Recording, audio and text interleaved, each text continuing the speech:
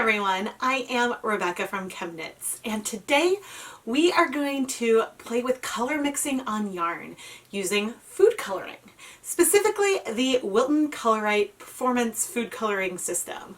This is a kit that has only 8 colors in it, but it's actually my favorite food coloring to use when it comes to dyeing yarn because of how easy it is to mix colors.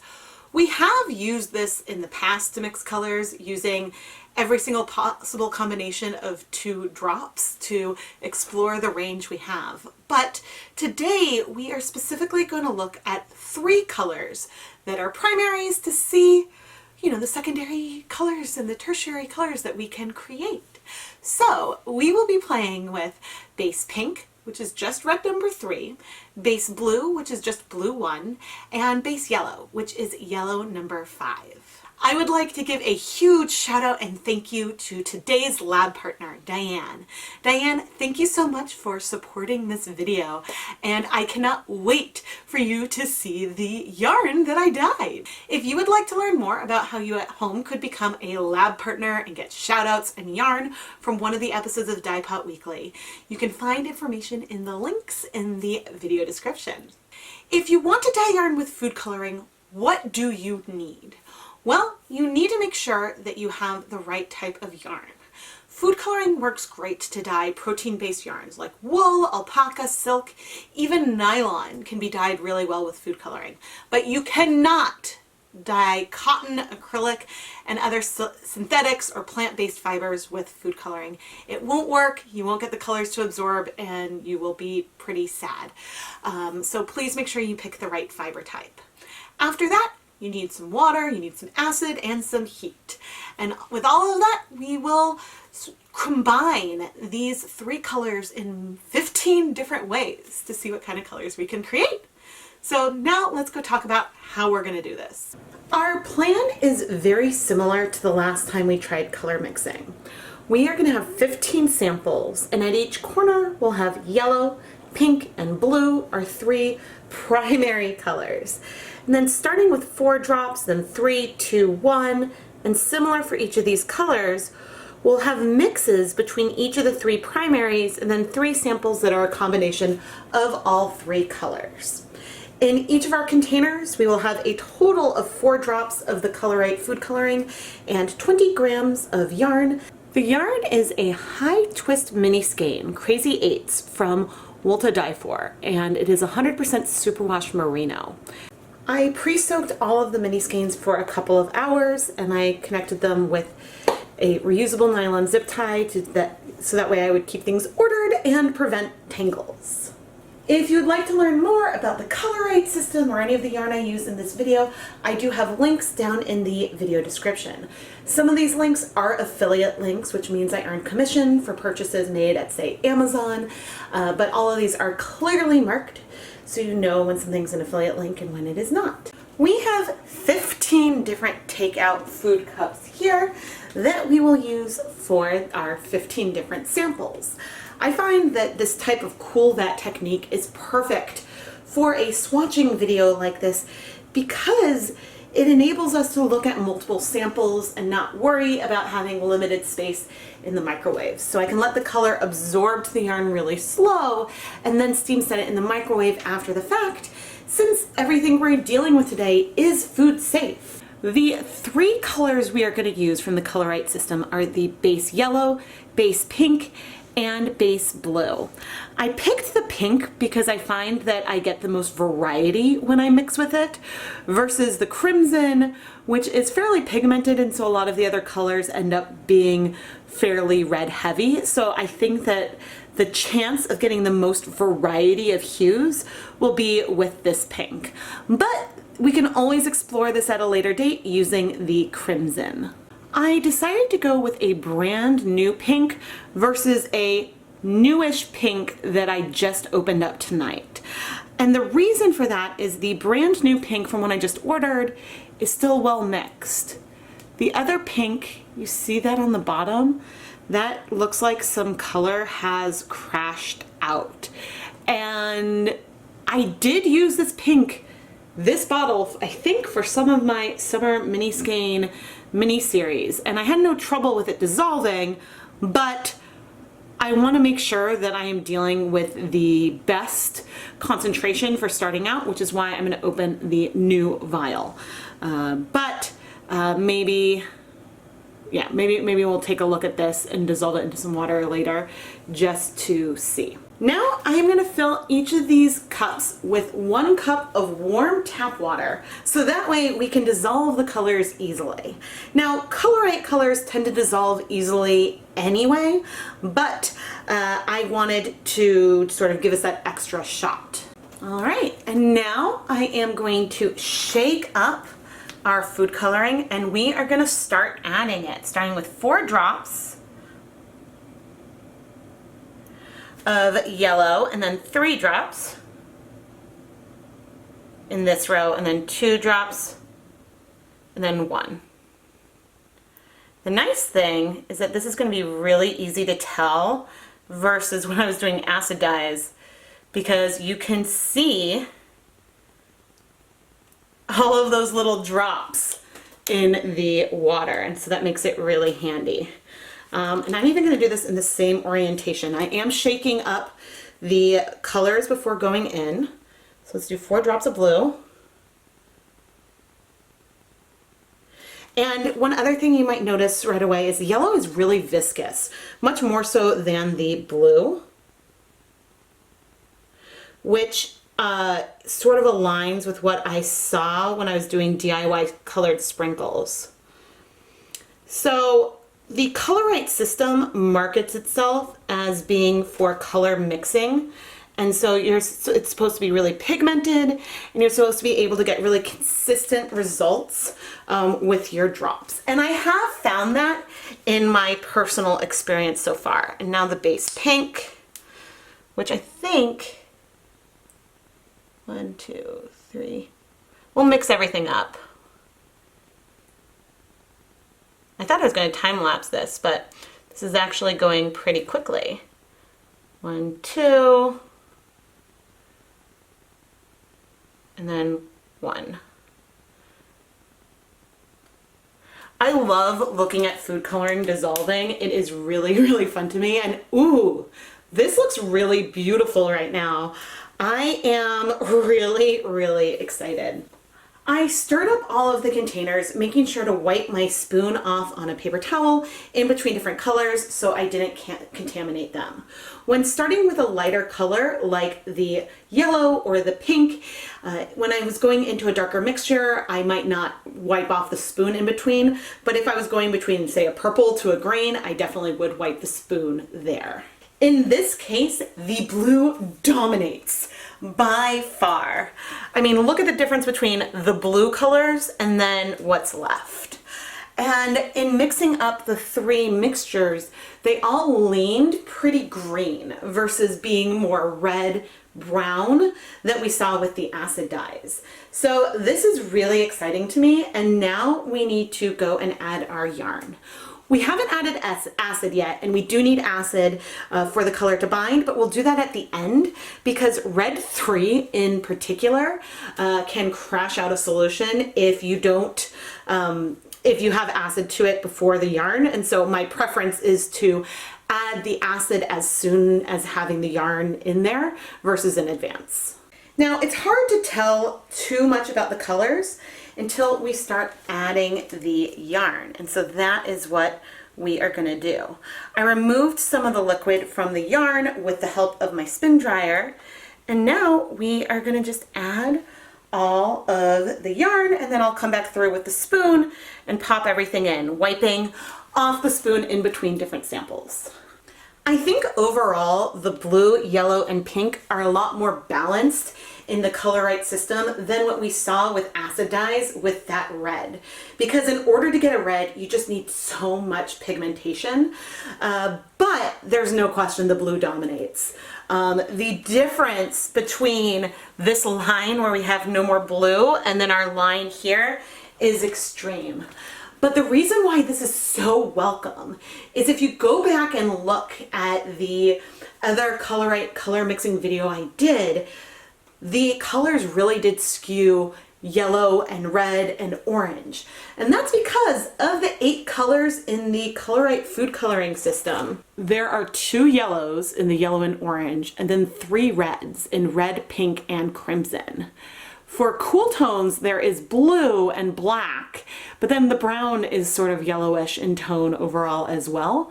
So that's why we didn't see very many blues and greens. But this is sure making up for it. This mixture isn't super surprising. For some greens on the recipe cards, I think it recommends a ratio of like 15 yellow to 1 blue. So I'm not surprised, but I think that with maybe the exception of some of these oranges, but they do feel fairly distinct. These two feel very, very similar in person, but I'm actually also filming a Patreon behind the scenes live stream right now. And on the webcam that I'm filming, the 3 oranges actually look fairly distinct. I love this purple that we have right here that had 3 drops of pink and 1 drop of blue. And I think my other favorite color would be this color right here, which I believe is our 2 drops of blue, 1 drop of yellow, and 1 drop of red. It's this gorgeous ocean, almost spruce-like teal. Now, we are gonna see color breaking probably in every color that had red number 3.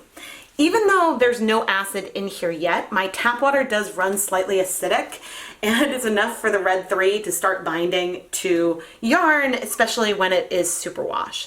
So even though we're about to go and add some more acid to these, we probably will see, and in here maybe you can feel a little bit, and also in here, there'll be some areas on the yarn that feel more pink, but looking at this right now, we can get a sense of the average and how for a lot of different colors, you might need a lot more yellow and pink than you do blue, unless you want something in this range, which honestly, this is something that is so me and so perfect, and I feel like that these 7 colors just need to belong together.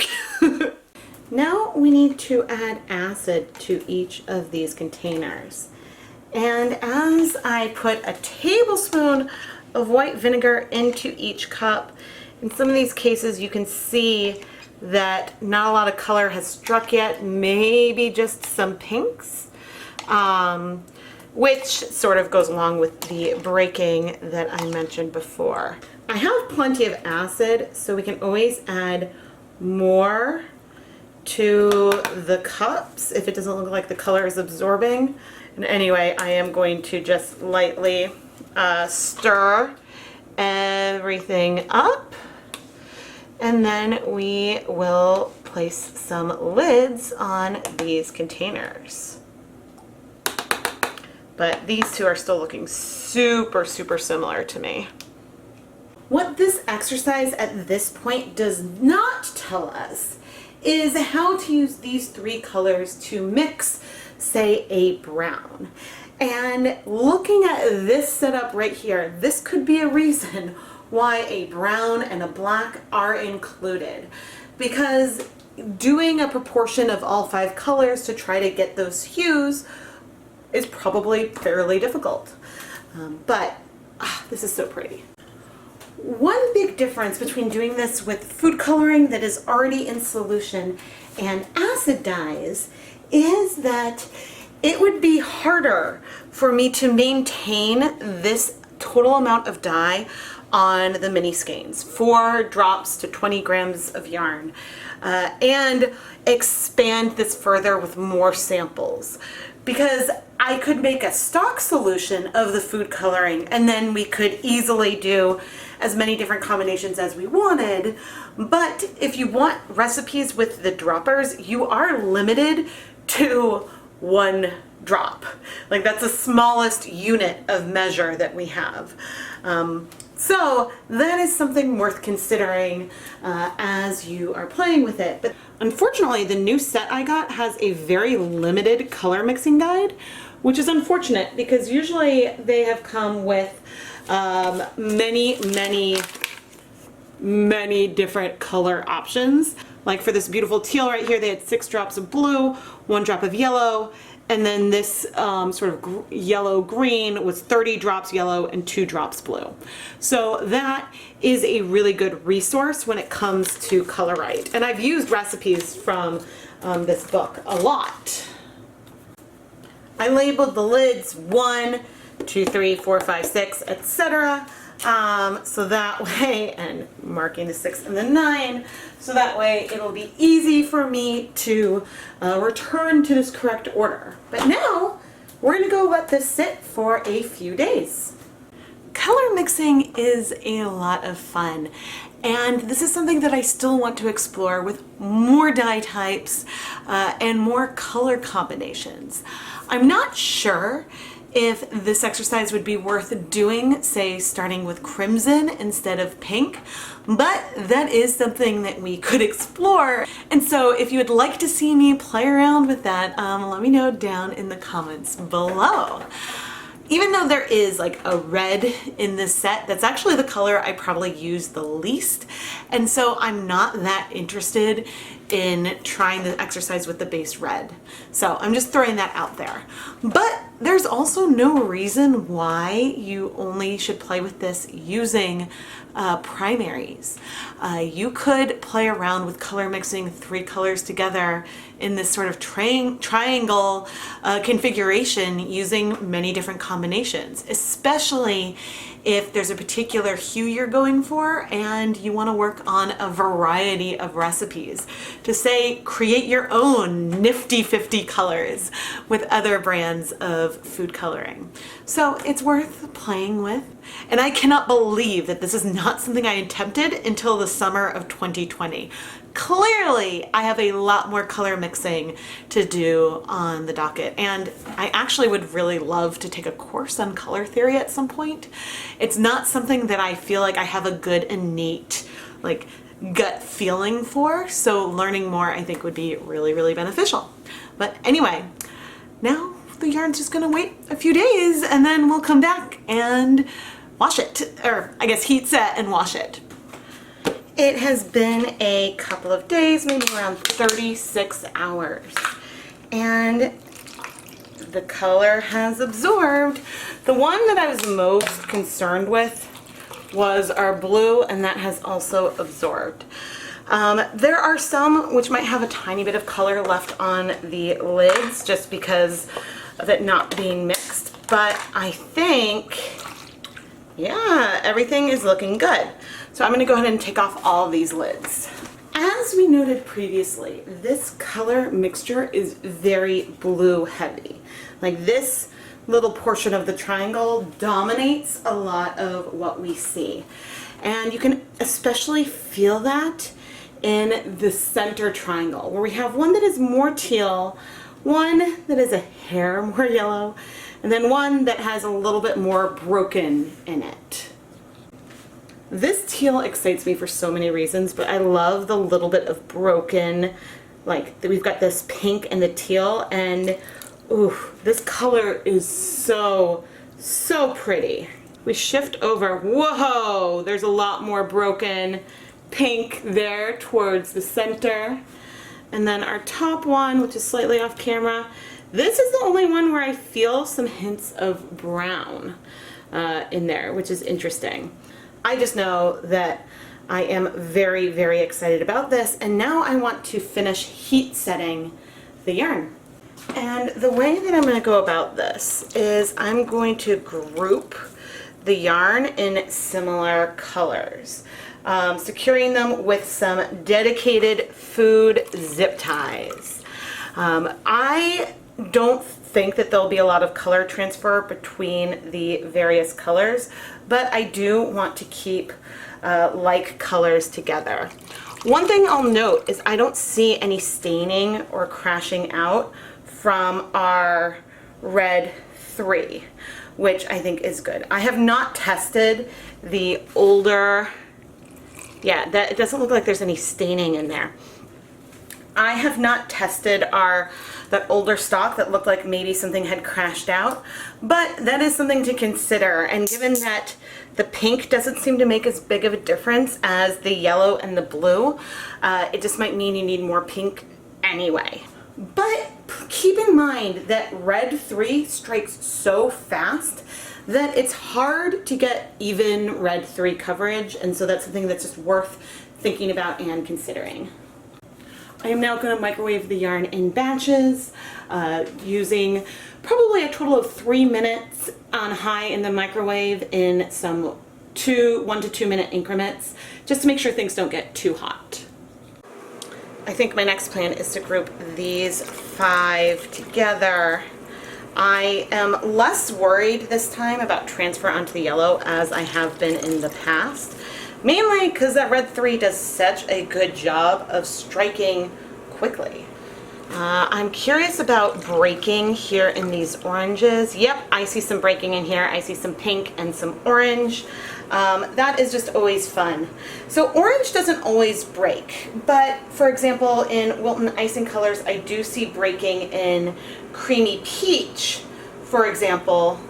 Creamy peach is a color where I do see breaking, I think because there's a lot more yellow than red, maybe, or maybe a lot more pink than yellow.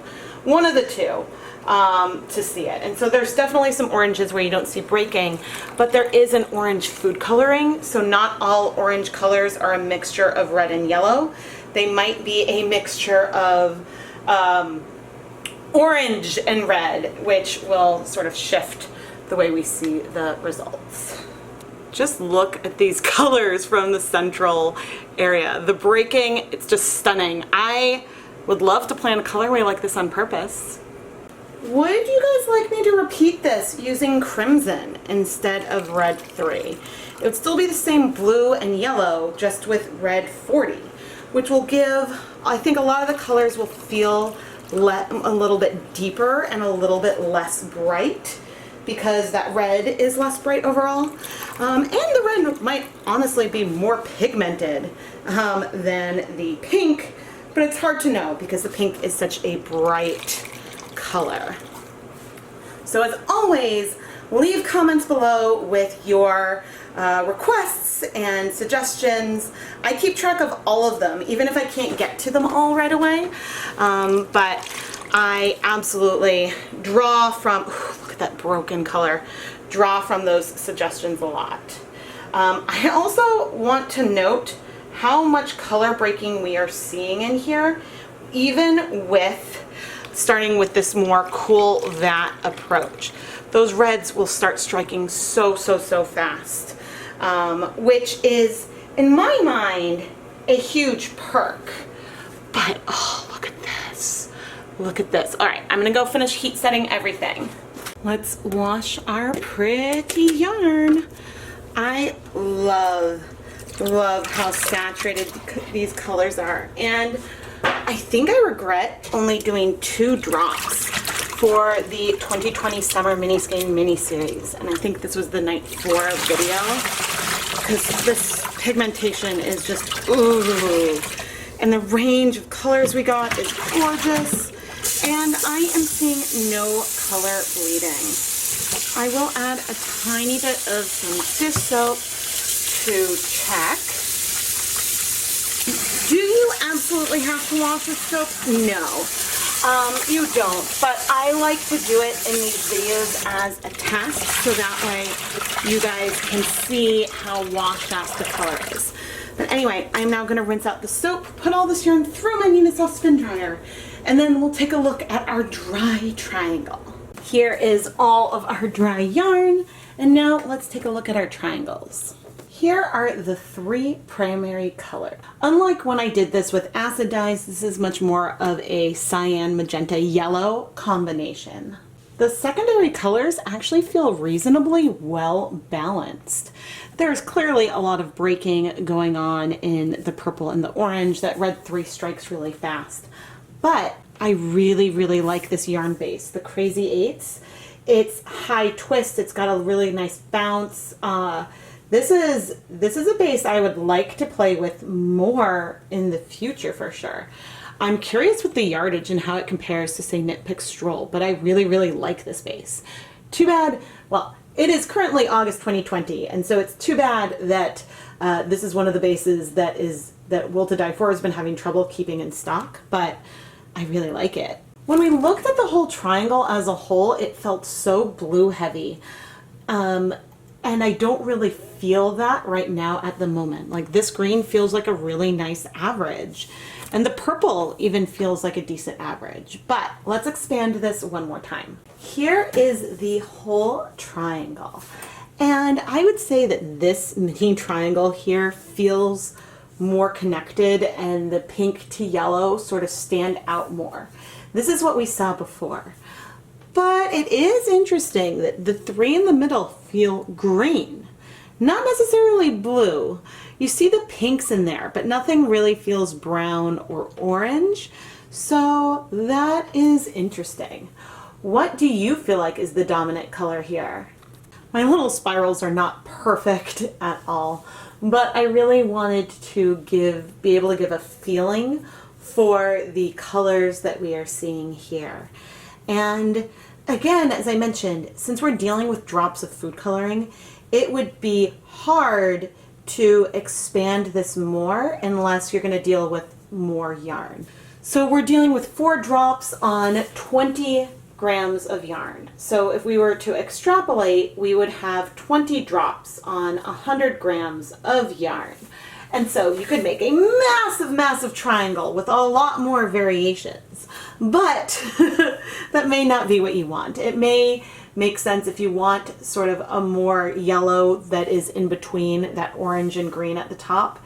You may want to take your pink and your blue and dilute them in some kind of way. So that way you could keep the intensity similar, but have less blue or pink in there.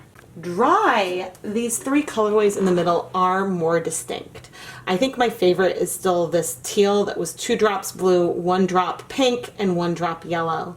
But the more pink and then the more green ones are also really just lovely. I find this exercise to be extraordinarily helpful. And I know earlier I asked you all to comment if you wanted to see me do this, but instead of using the base pink, to use the base crimson, which is another primary color that's a red. So, I mean, obviously this side there would still be the same, but we would see some variety in that portion of the triangle, which I think would be fun. And I really do think that this is something I plan to do. So if you want to see me explore more color mixing in this planned kind of way, give the video a thumbs up, leave a comment below, and I mean, don't forget to subscribe and have your notifications on. But the thumbs ups and the comments will really help me see that you guys enjoy this type of video and want to see me play with this with more dye types and combinations. Ultimately, I think that if you are interested in dyeing yarn, this exercise is something I encourage you to do for yourself because it's really helpful to see in person. But these colors that I got right here and the mixing guide that comes with the Color Right system, those are great jumping off points for you to mix the exact color that you want. Like with Jacquard acid dyes, even though when we were looking at the secondary colors, this felt like a good orange, I sort of like this one a little better. As in terms of being a midpoint, these both feel a lot more pink to me. The yellow definitely stands out much more than the blue or the pink when we're looking at these colors. And I think that, again, in the recipes sort of support this, that the yellow is the one where you'll need a lot more yellow to get the colors you want. And in fact, I think the 2 Color Right colors I use up the fastest are probably yellow and blue. And so that is just a fact. But also, if I want an orange, I usually go for the yellow 6. That's just the base orange. And so that is something that exists already anyway. So that is just worth keeping in mind. I think it's more likely a when I do this again with Color Right, with the base crimson, but I'm not sure how soon that video will come out. I probably want to have it be a bit spaced from this one, but I do want to keep doing this exercise with different colors and different brands and there's a lot that can be done for exploring, and this is a really, really useful exercise. I had to try a color wheel. This was cooler in my head than it looks in practice. I like looking at it as a triangle a lot better. Wilton Colorite is a food coloring kit that is designed with color mixing in mind, making it perfect for something like this. Their icing gel colors create beautiful, beautiful colors that I love. But since it's a thicker gel, it's harder to mix and reproduce the colors when you want to combine different ones. And so for that reason, I highly, highly recommend Colorite because of how easy it is to mix. Now, we could take these colors all even further. We were just dealing with 4 drops, but what happens if we were to expand to 5 or even 10? Think about all the shades that you can get, especially in some of those areas where we had bigger gaps. But I hope that this video gives you a nice jumping off point when it comes to mixing colors with Colorite. And this is really an exercise that I think is worth exploring with any type of dye you're using. Whether or not you're going to make color cards so you can have like a visual reference, or you want to have a picture or a video to reference. Either way, I think that it can really help you get the colors that you want on yarn, and I hope to explore more of this going forward. Diane, thank you so much for being today's lab partner. I really appreciate the support that you have given to this content, and I cannot wait to pick 5 of these minis to send to you. I really, really hope that you will love the yarn, and thank you again, Diane, for being today's lab partner. And Diane, you also get something extra special in that you are the first official lab partner here on the ChemKnits Tutorials YouTube channel. What are lab partners? Well, I have renamed Dyepot Weekly sponsor an episode of Dyepot Weekly, to becoming a Dyepot Weekly Lab Partner. This still comes with multiple shoutouts in the videos. You get 100 grams of yarn dyed in the video, and credit down in the video description, but it's just under a new name, so that way I can make it abundantly clear to you when a company, small business, or a larger business has sponsored a video for me to promote a product versus when it is a viewer who is supporting the video to help me create the content and to get some awesome yarn dyed in my videos. So I hope that the new Lab Partner program will make things a little more clear. Now, in addition to a lab partner video where I will dye yarn specifically with you in mind after you become the Dyepot Weekly Lab Partner, I'm also offering something called Last Minute Lab Partners, where as a last minute lab partner, you can pick a video that I've already filmed but not yet edited, and then I will film last minute shout outs to you for the beginning and end of the video. But instead of getting to pick the colors in the base, you actually get to get a little bit of information about the video where you want your shout out. And so I think that it's a lot of fun, and you can find all details for this in the ChemKnits Creations Etsy shop. If you have any questions about lab partners, also feel free to leave comments below. I read the comments and I will try to answer questions when I can. And if slots are sold out, I do still offer a waiting list where I will contact you when I reopen more slots. So feel free to reach out to me on Etsy if you are interested in becoming a lab partner for a future video. So Diane, thank you again for being the first Dyepot Weekly Lab Partner. And to all of you, thank you so much for watching this video and for supporting all of the beautiful colors that we are creating here.